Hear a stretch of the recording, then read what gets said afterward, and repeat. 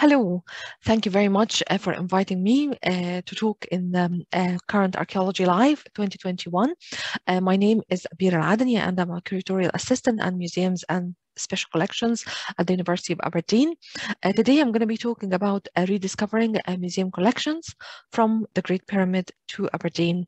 And I'm going to start with this photo taken in a sunny day with blue skies of Marshall College, where the human culture collection is stored.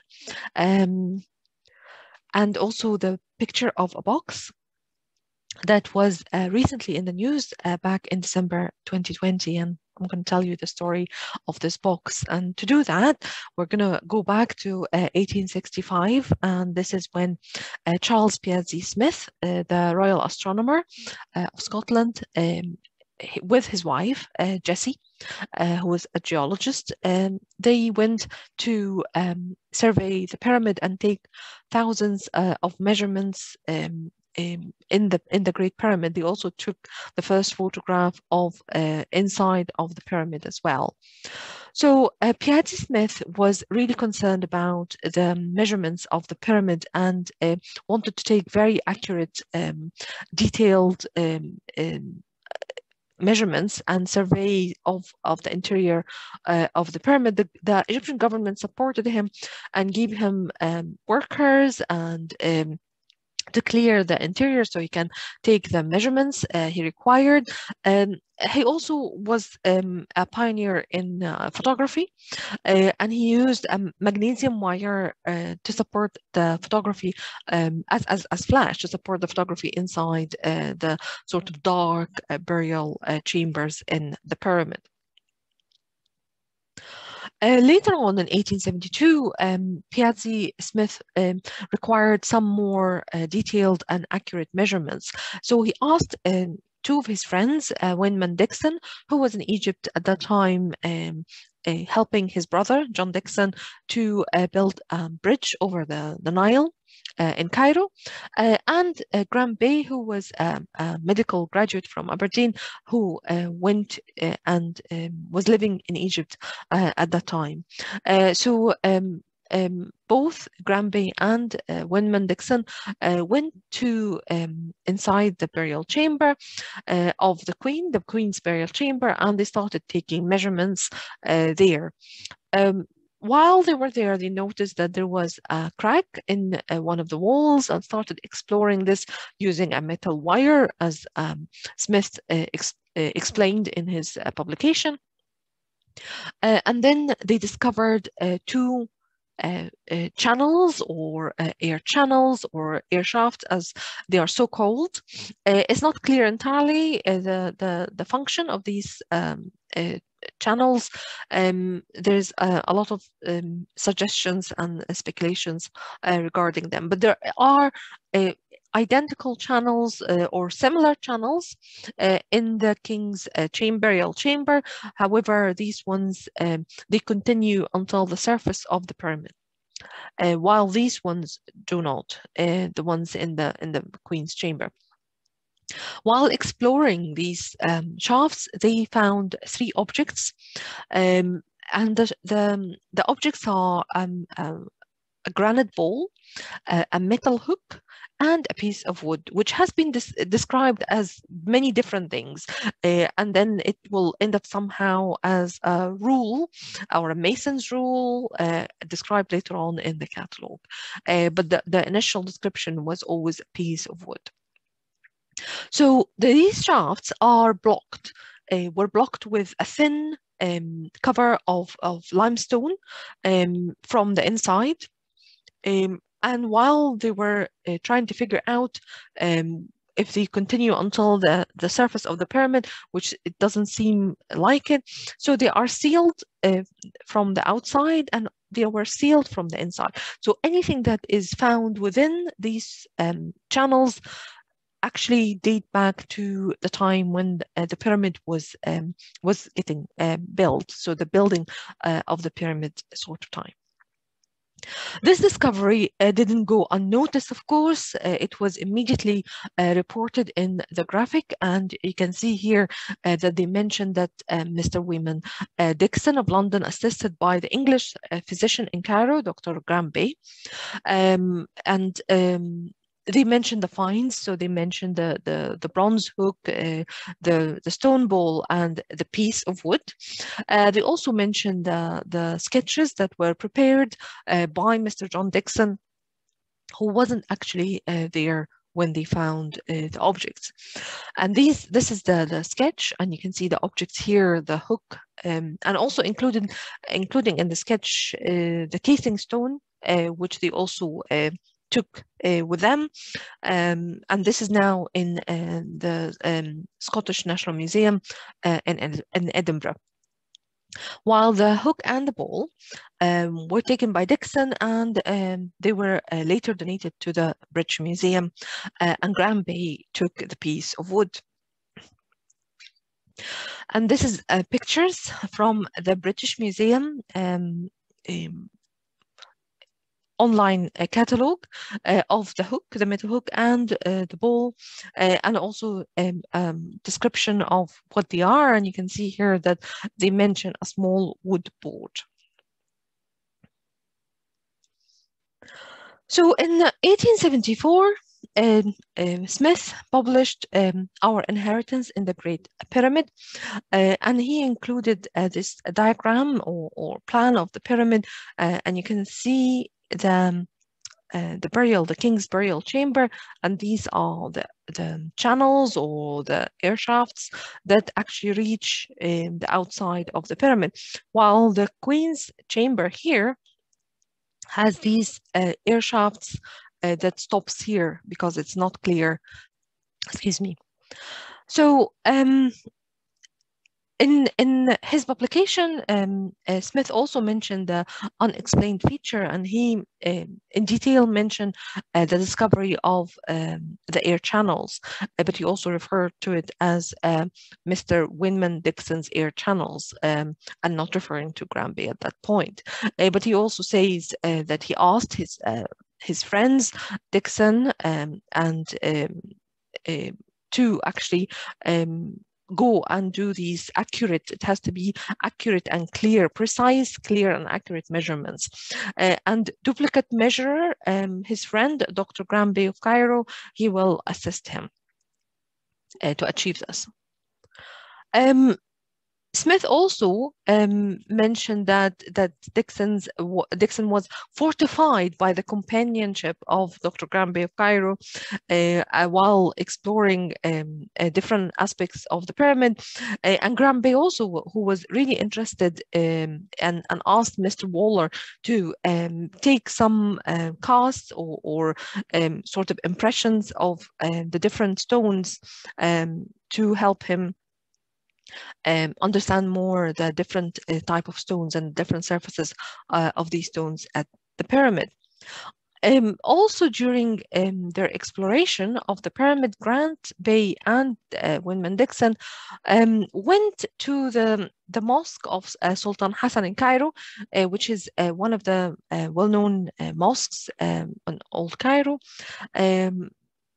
to explore if any of these stones that were used to build this mosque came originally from the pyramid, and if there's any of them had any inscriptions or any decorations. And in their exploration, they reported that it's undoubtedly that the stones for the mosque, for the building of the mosque, came from the same. They are the same Muqattam stone, but they couldn't really find any inscribed stones. And I can imagine Graham Bay and Dixon exploring in the mosque, and then the janitors were a bit suspicious, and it seemed that they couldn't really go to the higher top parts of the mosque to explore more and see if there's any inscribed stones. And this is really a fantastic painting in the Aberdeen Art Gallery and Museums by Joseph Farquharson of the inside of the Sultan Hassan, and the picture here shows the outside of the mosque. So in his accounts about the discovery of the chambers or the channels, Piazzi Smith is telling us about how they were trying to explore the extent of the channels, and this is by using fires. So fires were then made inside the tubes or channels, but although at the southern one, the smoke went away, its exit was not discoverable on the outside of the pyramid. So they were setting fires inside and in the channels, going outside to make sure that they can see them and they can't see them. So they sort of had an idea that these channels probably do not extend to the outside of the pyramid. Also, the wood is now described as a portion of cedar-like wood, which might have been the handle of the hook. And this is what they produced. This is the diagram that is now housed at the special collections in Aberdeen, and this diagram is actually signed. So you can see here, it has been surveyed in November and December 1872 and January 1873. So they went a couple of times, and then again they were the measurements were checked in June 1873, and this is the signature of Winman Dixon, Cairo, and the date. This wasn't the last time these channels were examined. They were re-examined again in 1829 by Morton Edgar, and he's shown here seated in the foreground. You can see him here, and this is one of the Egyptian workers, and they were again clearing some of the debris inside the pyramid, and Edgar used joined rods to explore the channels or the air shafts to make sure that you know if the channels are extended, or if they are not to make sure that he can explore and see if they actually reach the outside of the pyramid. And again, the exploration of these channels did not stop. In 1993, this is the age of the rowboats. There was a German team, again, examined both the northern shaft and the southern one as well. So the northern shaft turned sharply to the west after about 27 feet, and the rowboat could not go further. And the rowboat's name was Wipwawit, which means in the ancient Egyptian language, the opener of the roads, which is a really good name for a rowboat that is exploring the air shafts in the Great Pyramid. In the south shaft, the rowboat stopped after 208 feet. By a door or a small slab with two copper handles that blocked the entire shaft, and the left handle had lost a piece sometime in antiquity, which was lying about 6 feet in front of the so-called door. Later on, another rowboat was introduced to the shaft, and there was a little hole that was done, and this was all done live with National Geographic. And I'm going to show you some. These are the two rowboats. So this is the one that was used in 2002, and this is the Pyramid Rover, also used to explore the shaft. And 2011 we have the Jiddy rowboat exploring and with a camera as well. We'll just talk a bit about Graham Bey. So Graham Bey was born in 1840 in Methlick in Aberdeenshire, and you can see him standing here in all his finery. This portrait was taken in Egypt, and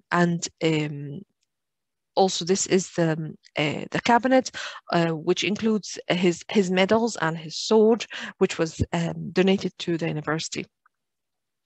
So Granby studied medicine at the University of Aberdeen. He studied arts first, and then he studied medicine.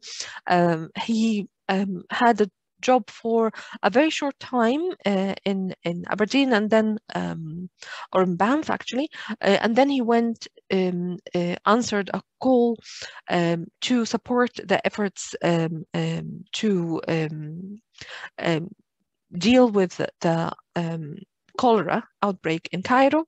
So he went there and then he came back for a short period, and then he decided that he would like to live and practice medicine and study Egyptology as well in Egypt. He remained in Egypt for the rest of his life, and then he was visiting Aberdeen regularly. He married in Cairo, and then his wife died, and then he remarried again. His first wife was American, and then his second wife was from Liverpool. In 1986, he died in Bridge of Allan in Stirlingshire, and he was buried in Metlick. And this is his grave in Metlick, and you can see his gravestone in the shape of an obelisk here. And also this is his the inscription on the base of the obelisk as well. So what is his connection to the collection in Aberdeen? We'll see that he actually donated a fantastic collection of casts and models to the collection, which was included in the catalogue of antiquities in the Archaeological Museum of King's College, University of Aberdeen in 1887. And the collection is described as most valuable and notable group of artifacts that are actually the casts, so they were not original objects. And you can see here that these casts are still valuable, and we still use them in different exhibitions, like this one here, which was part of Tahiru exhibition about the life of Tahiru, who lived in Thebes during the 25th dynasty, and there was a section of the exhibition about women in ancient Egypt. Granby also supplied information about each of these casts, and this cast belonged to the original statue is in the Egyptian Museum and belongs to Queen Amunratis. The casts also were mentioned in different publications, like this one here in the Aberdeen Journal, 1889. It mentioned a fine, valuable, notable collection of casts from ancient Egypt that were donated by Granby. However, Granby left his collection to the university, and it was presented by his widow in 1897, and this is the role of graduate, and you can see here that he was mentioned as an Egyptologist. Also mentioned that the Khdewi gave him awarded him, he was awarded the title of Bey, which is a really important title at the time, and it mentioned that the Archaeological Museum has his collection of Egyptian artifacts, which came in about 50 crates from Egypt at that time, after following his death in 1896. Later on, in 1938, his widow, Florence Grant, donated another installment of artifacts to the collection, and this is her letter to the curator at the time regarding the donation. In 1946, Granby's daughter, again, this is one of the lists of artifacts that were donated to the collection, including what is now called the stonemason's rule from the pyramid of Cheops. The piece of wood, or now the stonemason's rule as it's recorded here. It says in fragments and left in ventilation shaft at the Great Pyramid of Cheops in the Queen's Chamber. And it was discovered by Granby and Wyman Dixon in 1872. And it says also it disintegrated on exposure to the air, which sort of sheds a bit of doubt on the sketch that was done by John Dixon, who wasn't actually there when the object was discovered. So it's interesting to see. So in the end of 2019, I think, we were working on a collection review for the Asia collection, and myself and my colleague Christina Mackenzie, we were working on some of the artifacts when we come across this box, and the number here on the box did not correspond with any of the artifacts from Asia, and because of the design on the top of the box, you will see that there is a crescent and a star, and this is very similar to the Egyptian flag at that time. And I sort of thought maybe we can just check the Egyptian collection and see if this number would correspond to an object there. And lo and behold, it did actually correspond to this box, which in the catalog says that these piece of wood or mason rule was discovered in the shafts, in the ventilation shafts in the Great Pyramid.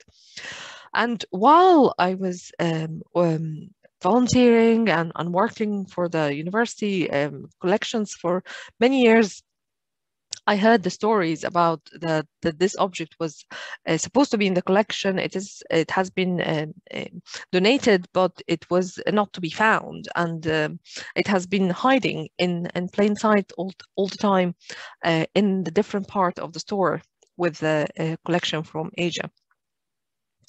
There was a number of researchers that asked to examine the objects, and of course the objects was not available for examination because it wasn't found in the stores. So I was so delighted that this object is now found and available for researchers. And of course we were all over the news. All the media were reporting the find, from the BBC to the Evening Express, Irish Times. I'm just giving you here some examples. Also CNN, Channel 4, and there was over 850,000 hits on the BBC website by the end of the week. And they said that it was by far the most read story on the Scottish section that day. Excuse me. Also, over 65,000 views of the video on the University of Aberdeen YouTube channel.